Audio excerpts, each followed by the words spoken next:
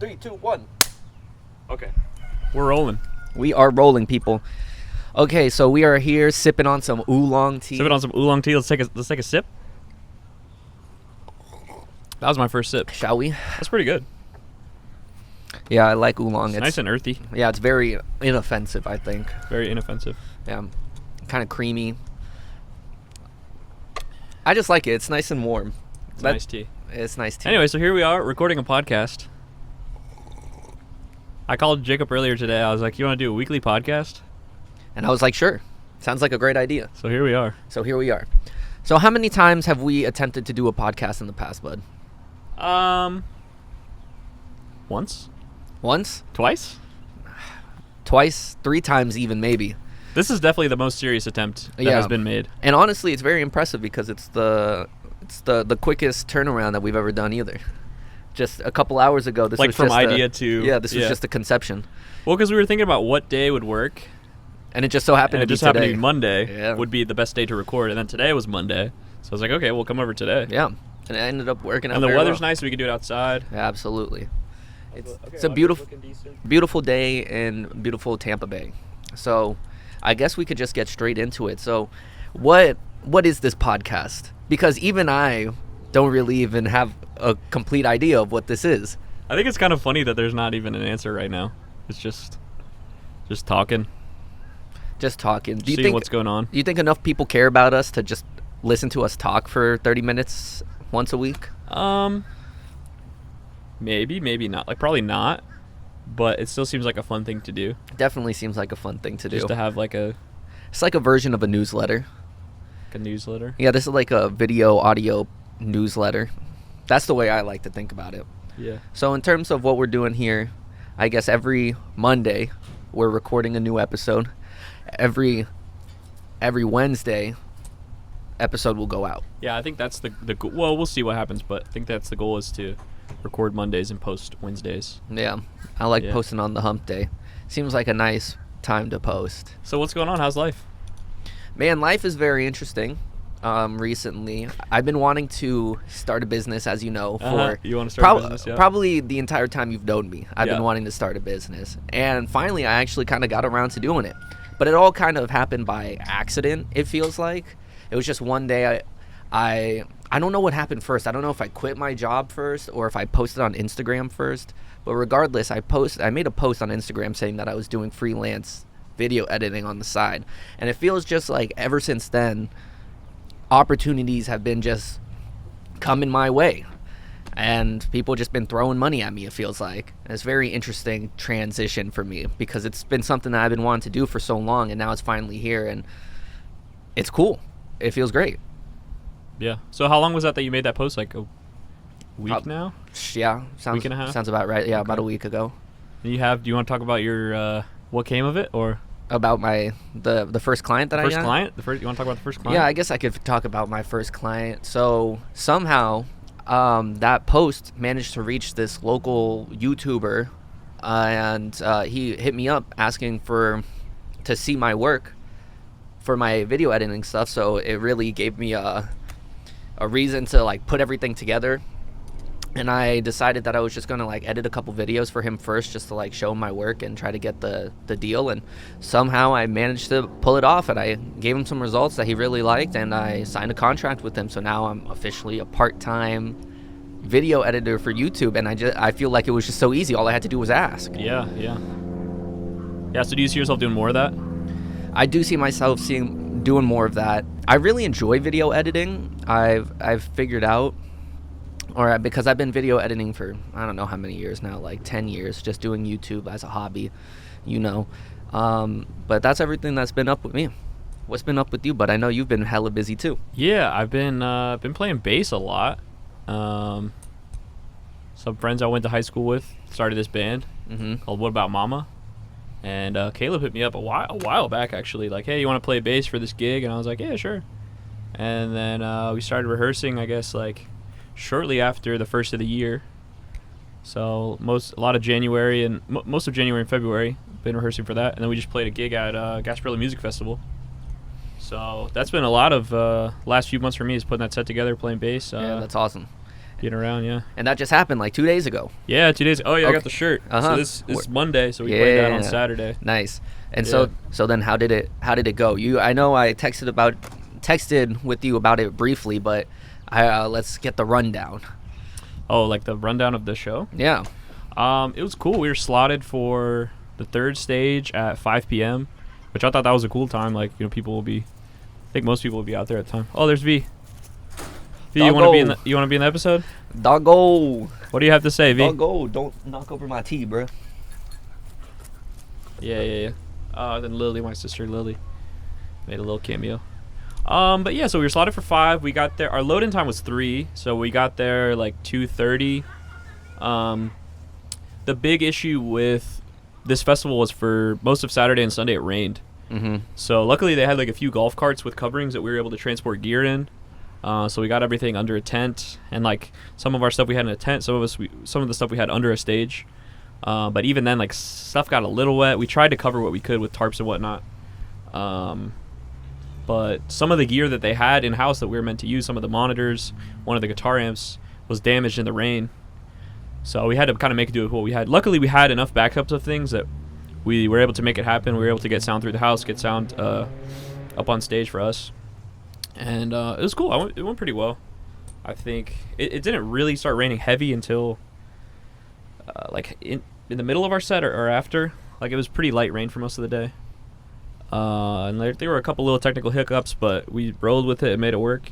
And I'm happy with how we sounded. From the clips I've seen, I thought we sounded good. I'm excited to see the whole thing recorded. Mm-hmm. So what's next for What About Mama?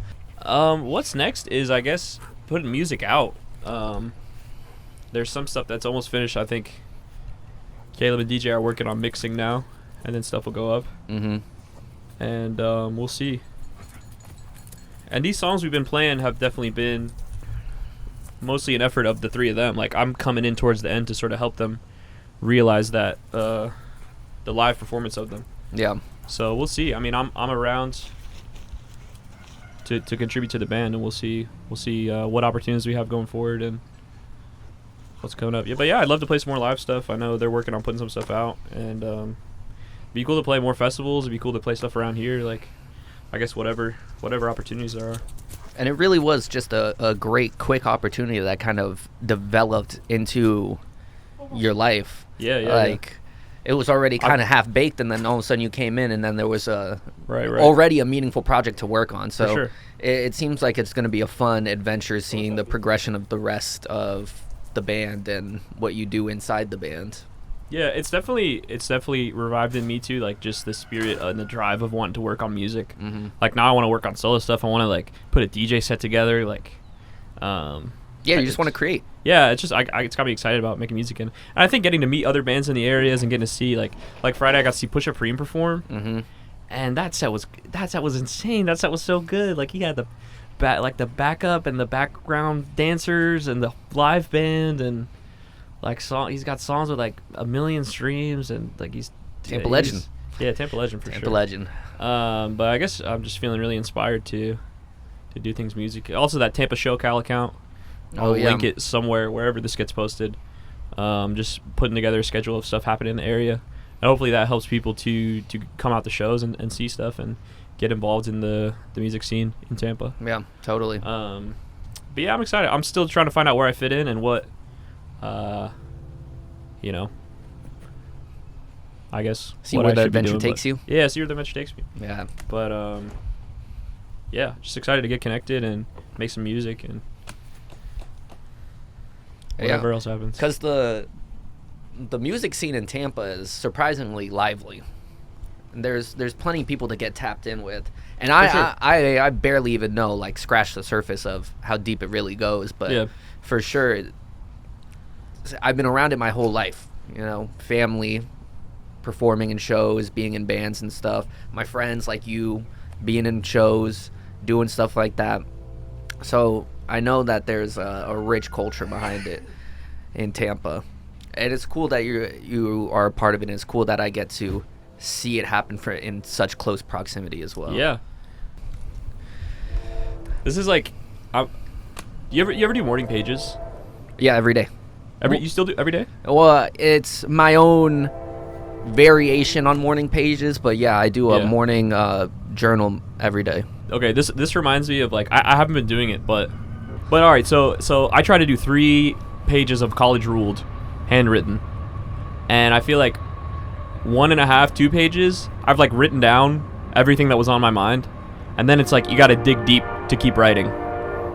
That's what this feels like. Like we talked about the obvious things, and it'll be cool to run out of the obvious things and be like, okay, then what do we talk about? Yeah, we've really come to the natural conclusion of the stuff that is happening in our lives right now. Yeah, I feel like now at this point we're both just like eagerly just waiting to see how stuff unfolds in front of us. Yeah, and I honestly really enjoy this conversation so far, and I think that we'll be able to actually, stick with this long term, and it's going to be fun. So how about this? I got a topic. So we're talking about the music scene in Tampa. I think one thing about Tampa is it's the kind of place where if you want to pursue a career in entertainment, in music, in film, you gotta go somewhere else. You gotta go to New York. You gotta go to L.A. Maybe Chicago, but even a lot of people I know from Chicago end up going to L.A. Yeah. So do you think it's worth trying to make it a place that people go to? I think it is. Or do you think it's okay that it's somewhere that people can start and then they go somewhere else? My vision is to make Tampa the place where creators come. Like, my vision is having this place not as like the music scene or the entertainment or the finance or however, those are the different places. That's like LA, that's New York, that's Chicago. And for me, I really see Tampa becoming this very lively place for creators kind of like us who are kind of into it all. I don't know, maybe it's just because the people that we've been surrounded by and, very artistic, very creative driven people, that I just see so much potential in the natural talent that already comes to Tampa, and also acknowledging the fact that Tampa is becoming a progressively more populous place because people just like it here and people are moving here, and ultimately more talent is going to come to Tampa. And I think people come to Florida all the time to escape different parts of the country, and I think that will really help blow up the scene here. And I think that we have an opportunity to be a part of this scene, even if it is just a little bit. Yeah, definitely a lot of people moving here. I think the weather's a big draw. And then especially, like, there's a lot of, I think right now it's been a lot of, like, luxury real estate development. You see, like, all the new apartments and hotels and restaurants going up downtown. So that's been a big draw. But, I don't know. It's been interesting to see the city change over, like, last 5 years. I was in Illinois in school. So coming back and seeing, like, that whole area around Armature Works, all that neighborhood. It's, like, all these brand new restaurants, all this. Yeah. You got like Michelin guide restaurants now. Yeah, absolutely. It's like becoming a true metropolitan city instead of this like sleepy little town that people pass through between Orlando and Miami. Yeah. I feel like that was definitely like the vibe of Tampa for at least my whole time growing up in Tampa. It's like, yeah, we're a big city. We have our sports teams for sure. I think that's probably one of our main draws as a city. Maybe our strip clubs as well. Yeah, the strip clubs are big. They are. World renowned. Or so I've heard. Yeah, so I've heard. And it's but it's never been as big as Miami. It's never been as big as Orlando. Right. And do I think that's going to change in the near future? I don't know. Yeah. I mean, I think Orlando and Miami are both places that people come from all over the world to seek, to go to Disney World or to go to Universal or to Miami. I guess it's the beaches, right? The clubs. I don't know. I've never been to Miami. I don't know that much about Miami. Yeah. I've been a few times, but never really explored it as people do. Yeah. I'm waiting for a GTA 6 so I can go walk around and scout it out, get familiar. Me too. Learn the streets, and then I'll go visit and know my way around. But yeah, so what do you see for the future of this podcast? If for me, I see the podcast as another version of Changhoff in a different medium. Yep. I think it's like the natural progression of the vlogs. Mm-hmm. And now we're, Yeah, I guess this would be a good time to interject and say we did a daily vlog in high school called Changhoff because it's a combination of our names. Yep. And did that for a while. And then stopped. And then, like, had several failed attempts to restart in some way that never really stuck. And I guess, yeah, this is like another iteration. Another iteration of Changhoff. And earlier when we were talking about this on the phone, I was debating whether or not I wanted this to be Changhoff and let Changhoff just sit as its own thing. But your point about, utilizing the quote-unquote IP that we already have with Changhoff really ended up making a lot of sense to me. Yeah. And I actually, once I thought about it, I think it would be really cool to see Changhoff progress and go through some sort of evolution and see where that takes us. Yeah, I think one of my favorite things about YouTube channels, one of my favorite things to do on a YouTube channel is to either sort by oldest or scroll all the way down and see how they started. Because sometimes it's so different than, like, I wish I could think of an example, but like some commentary YouTuber and you'll scroll down and then it's like Call of Duty gameplay, or like it's like all League, or it's all some random different thing. Yep. So I guess that's kind of how I picture it, is like, this is what I see doing for the foreseeable future, like doing this weekly and having that fill out the channel, and then you'll get people that scroll to the bottom or sort by oldest and they're like, what is this? It's a vlog? They're so much younger. Like, I think that'd be funny. Mm-hmm. Yeah. Yeah. I think kind of embracing the stuff that's already on there as like history or lore or whatever you want to call it, instead of trying to start fresh. Because I think that could be cool for people to see that history and that the lead up.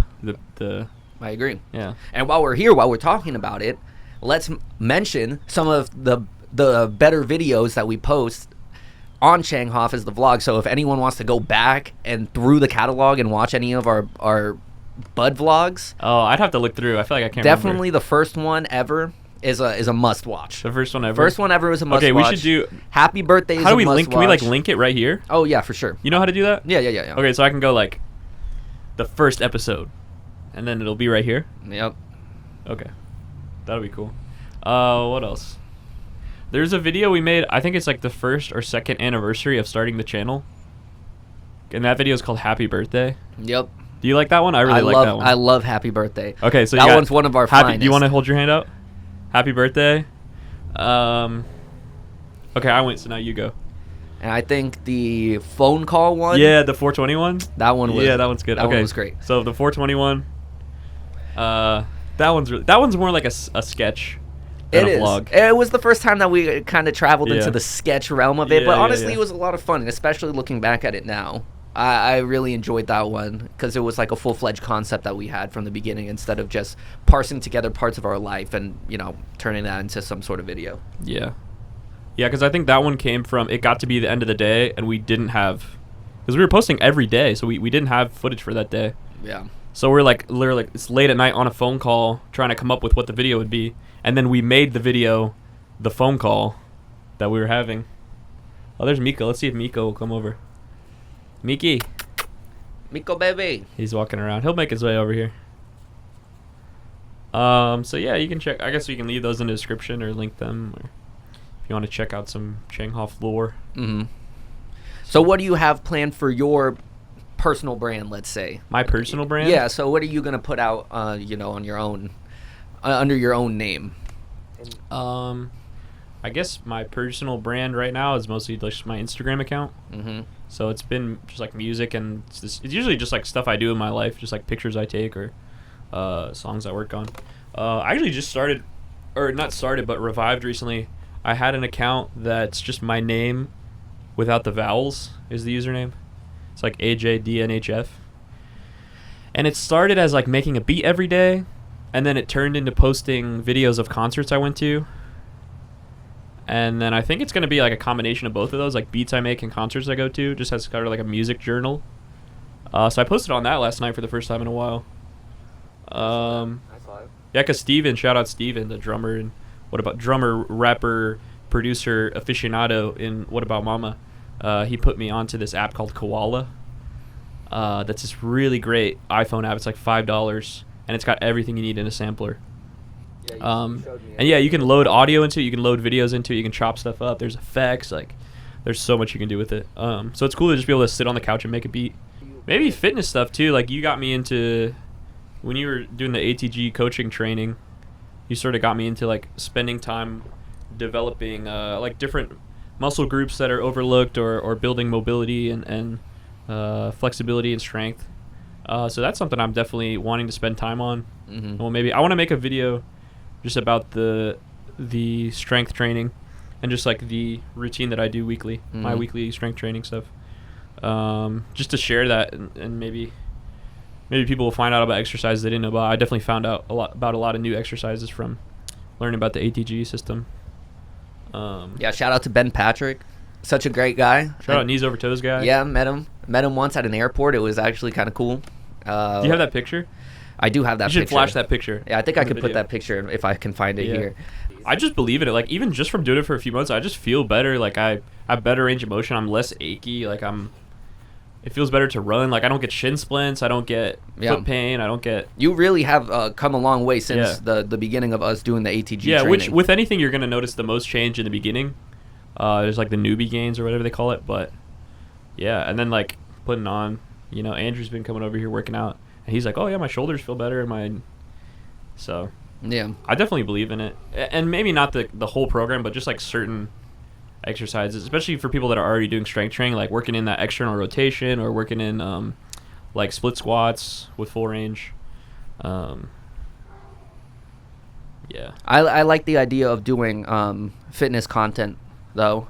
And definitely I feel like we'll be doing a lot of fitness content in the future. My only problem with, the problem that comes up in my head when I talk about doing fitness content is more of, like, I guess this perfectionistic tendency in my head to be like, I can't diversify too much because that'll just be like too random of things.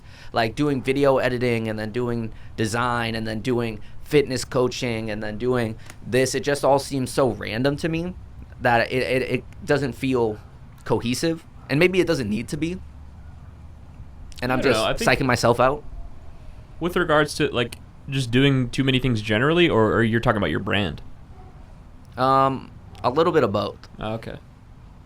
In terms of the brand, yeah, I think it's like, what does he do? He's like a fitness coach and a video editor and a content creator and a podcast host. Like, what? Yeah, I don't know. But then again, those are the people that I like the most. Yeah, like Joe Rogan, he talks about all sorts of shit, and he does all sorts of stuff.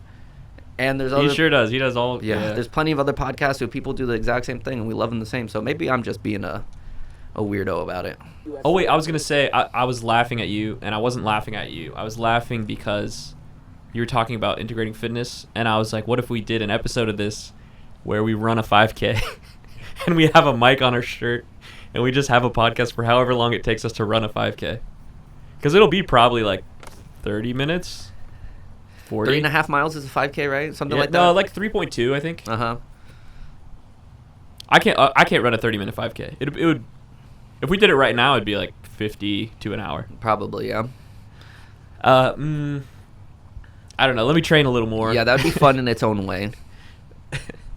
Maybe like, because I've been working on running. I've been running like 3 days a week, doing the program called C2 5K. It's Couch to 5K. So the idea is you start at a baseline fitness level, and it slowly builds up the intervals to where you can run a 5K straight. So maybe when I can get my 5K down to 30 minutes, we'll celebrate with a 30-minute 5K podcast. Hell yeah. But then can you run a 30-minute 5K? I don't know if I can run a 30-minute 5K. I actually don't know how long it would take me to run a 5K. It's like slightly faster than a 10-minute mile for 3 miles. I think... Because it's a little over 3 miles. I could blitz 1 mile in probably 10 minutes. But if I was trying to sustain and run for the entirety of a 5K, I'd probably have to back off to like 13, 14 minutes. So yeah, maybe like 45 minutes it would take me. Maybe we'll just do a 5K episode every so often, and they'll get shorter and shorter. It really reminds me of the Sisyphus video by Casey. Oh, Casey Neistat. The Casey Neistat. Oh, yeah. Link that. Boom. Great video. If you want to cry, watch that video. Oh, that's the one about the marathons. Yes. Yeah. That was a recent one. Yeah. And I definitely think, now that we're coming to the end of this episode, I think it's very nice that we get to come around full circle and we started talking about Changhoff in the beginning. Yep. And really what sparked Changhoff in the beginning was our shared enjoyment of Casey Neistat's channel. You were the original channel. Casey Neistat super fan. Oh, yeah. And then you started showing me. I remember you showed me the video where he electroplates an Apple Watch with gold plating because the gold in Apple Watch was 10 times more expensive or something stupid. I was like, oh, this guy's cool. I'll watch his videos. And then he was doing, how many days did he do? He did years of daily vlogs. Yeah, he did 3 years straight of a daily vlog, So 800 episodes. We should do that. Yeah. We managed to get to 50, but yeah, I think it's fun now at the end of this episode saying that we talked about Casey, we come back to Casey, and Casey was the reason that we started Changhoff, or part of the reason we started Changhoff, and now all these years later, we are here doing something else. Yeah. Shout out Casey Neistat. Shout out Casey. All right, closing thoughts? Hey, if you made it this far, thank you. Thanks. Or, I don't know. I feel like I'm trying to think of something that, maybe we tell them a secret or something. What can we give them for getting to the end? If you made it to the end of this video and you see me, say skiddly biddly bop, and I'll know that you made it to the end. Yeah, we'll just get a bunch of comments of skiddly bibbly bop. Yeah, but don't explain it. Just comment skiddly biddly bop. Yeah. However you feel like that should be spelled. And tell us any topics that you guys would like us to talk about in the future. We know a lot about it, a lot of stuff. We would like to talk about it. Maybe we'll give some options. So you're down to post on the Changhoff account? Yeah, I'm down to post on the Changhoff account. Okay, yeah, then we have an email. We can put the email address. Boom. Or leave a comment. This will probably be on YouTube. And I guess we'll put it on podcast feeds too, so it can be on Spotify. Yep. Apple Podcasts and stuff.